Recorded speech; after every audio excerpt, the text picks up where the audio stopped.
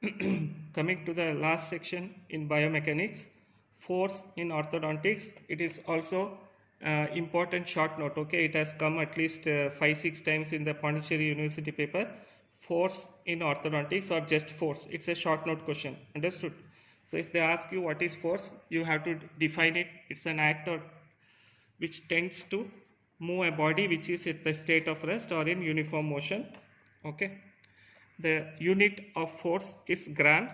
Okay, I already told you. In physics it is newtons. Okay, don't tell in physics, they will. In engineering student you tell, they will laugh.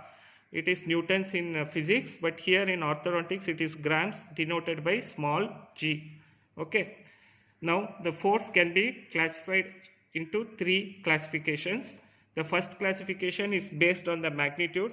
It can be heavy force or light force. Okay, this heavy force or light force, it basically depends on how much force you are applying to the tooth and on which surface you are applying for which type of tooth movement.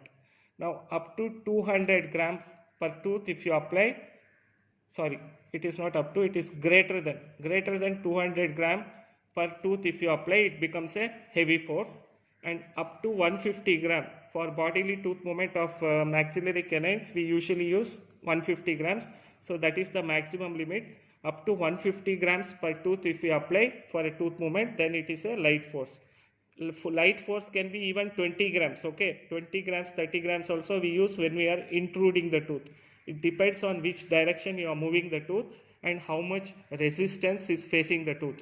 For example, if you are intruding the tooth, it is only at the apical part of the tooth you will have resistance, whereas if you are moving it bodily, the entire surface periodontal ligament will be resistance.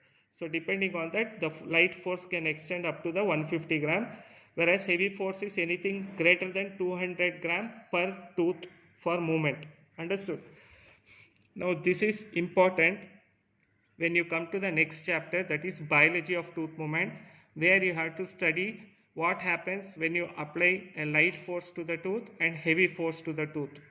Okay, let me tell you one thing clearly. When you apply a force to the tooth, you cannot guarantee that whatever force you are applying will be the force experienced by the tooth all along its route.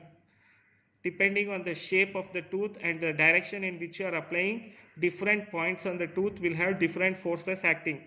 So some will become heavy by natural physics. Okay, so because of that, whatever happens when you apply heavy force, that also you will study, and what happens when you apply light force to the surrounding tissue, that also they will teach you in the next chapter.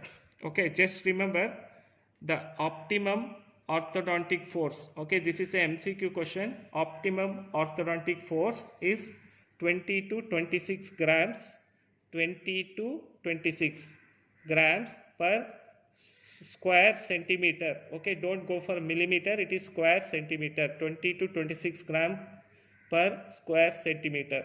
So from this you can obviously logically find out that larger the root surface, more force will be required. Understood?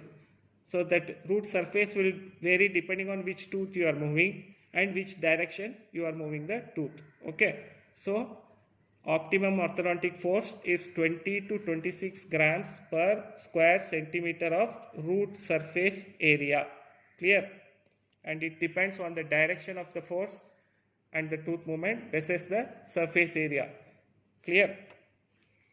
Coming to the second classification, force can be classified as orthodontic force and orthopedic force. This is obvious. Orthodontic force is the one which is used for moving the tooth or teeth. Okay, that is for dental correction. Orthopedic force is the one which is used for moving the jaws, that is maxilla and mandible. So it is used for skeletal malocclusion. Understood? And orthodontic force is usually measured in grams. Okay, whereas orthopedic force is usually measured in pounds.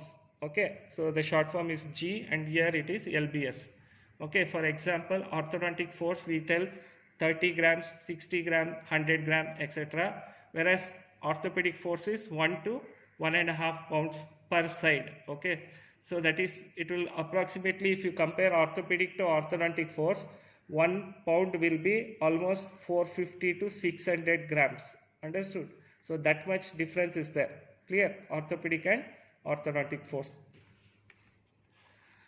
Now coming to the third and important classification which they ask in Viva, the force can be classified as continuous, intermittent or interrupted. Okay, just pay attention here. Okay, this is a graph. There is a x-axis and a y-axis. The y-axis indicates, or it is marked with the force, magnitude of the force, that is 10 gram force, 20 gram force, 30, 40, 50, 60, 100, 120, 140, like that, the magnitude, how much force we are applying. And this y-axis is marked with the days, that is 1 day. Once you start the force application, 1 day after that, 2 days after that, 3 days, 5 days, 15 days, 30 days, 60 days, like that. So this is the duration and this is the magnitude of the force. Okay, now we will start with a simple thing, that is a patient comes to us. Okay, you are going to insert a upper Hollis appliance for the patient. Okay, and you have activated the labial bow. Now the labial bow will start applying a force of say 100 grams. I'm just assuming, okay, I don't know whether it applies 100 grams or not. It depends on the thickness of the wire, how much you activate everything. But let's assume when you give the appliance, the patient's starting point at 0 day, on the day of insertion, the force applied is 100 grams. Now you will call the patient again after another 15 days or 20 days for the next activation. What will happen to the force in that duration? Will it remain the same 100 grams when the patient comes back after 15-20 days, or will it reduce, or it will increase? What will happen? It will slowly reduce. Okay, and if you give a gap of say 1 month, by the time patient comes back, the force will be almost 0. Okay, so just pay attention to this graph. Initially when I activated, the force was 100 gram. When the patient came back, okay, slowly what happens? The force slowly reduces. This is because of the reduction in the activation as well as the movement of the tooth. Slowly what happens at the end of say 20 days or 30 days. Let's assume this is 30 days. Okay, at the end of 30 days, the force will become 0. Are you understanding? Now patient has come to you. What will you do? You will activate the labial bow. When you activate the labial bow, instantly what happens? The force will go back to 100. Then again for the next 30 days, what will happen? It will gradually come down to 0. Then again you activate, then again it will gradually come down to 0.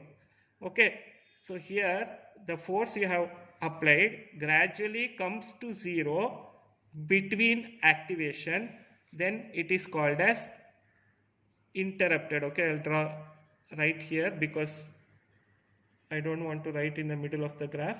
This is interrupted force. Okay, this is usually seen in removable appliances.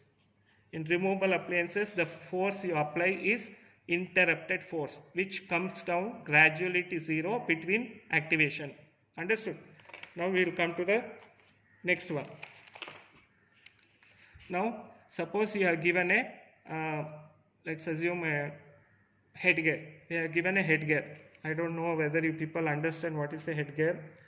Okay, we have given an orthopedic appliance which the patient has to wear for 12 to 14 hours a day. Okay, so when the patient wears, let's assume, just focus here.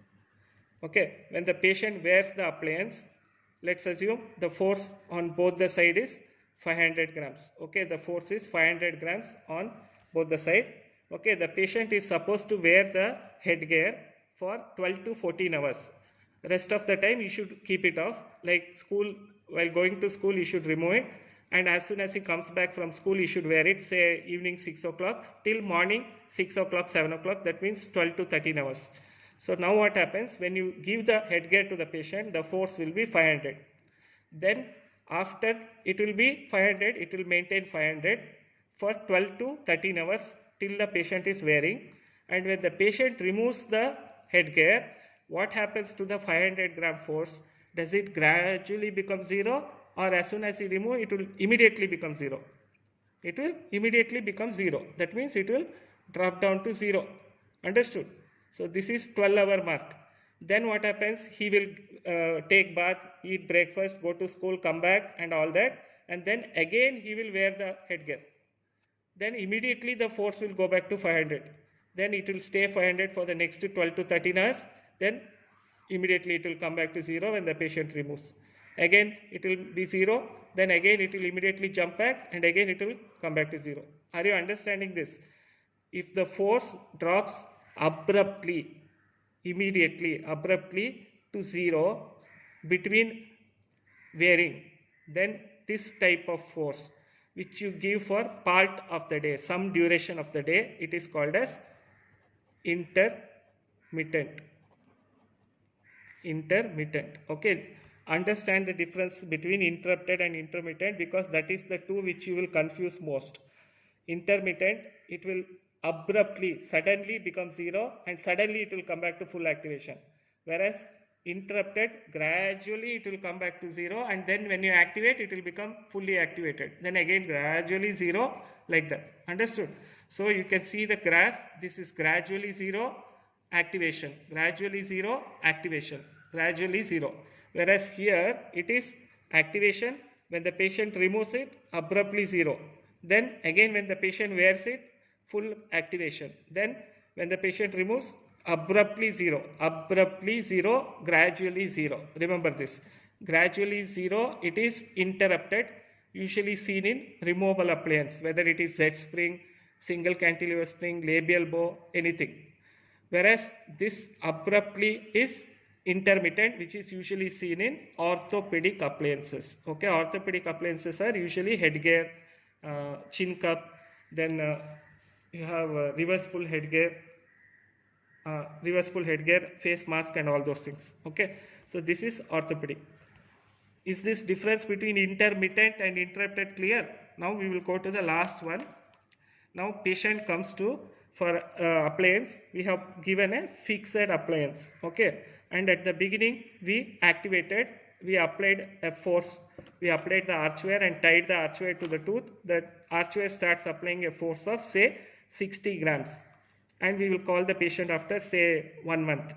When the patient comes back next time, this force, because of the flexibility and super elasticity of the archware, okay, because of the super elasticity of the archware, this force will be almost 60 only. It will not be exactly 60, it will be 58, 55 maybe, but not less than that. So when the patient comes back, it would have dropped slightly to say 58, like that. Then when you reactivate it, it will come back to 60. Understood? So this kind of force, where the magnitude of the force applied on the tooth is maintained continuously without becoming 0, that is called as continuous force. Okay, this is called continuous force, and it is usually seen in fixed appliance. Okay, usually archwares, etc. Okay, fixed appliances, continuous force. So gradually 0, interrupted force, removable appliance. Abruptly 0 and abruptly full activation, that is intermittent force, seen in orthopedic appliances like headgear.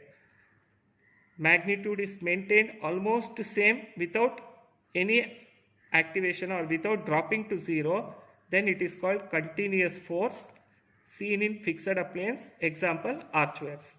Is this clear? Okay, thank you.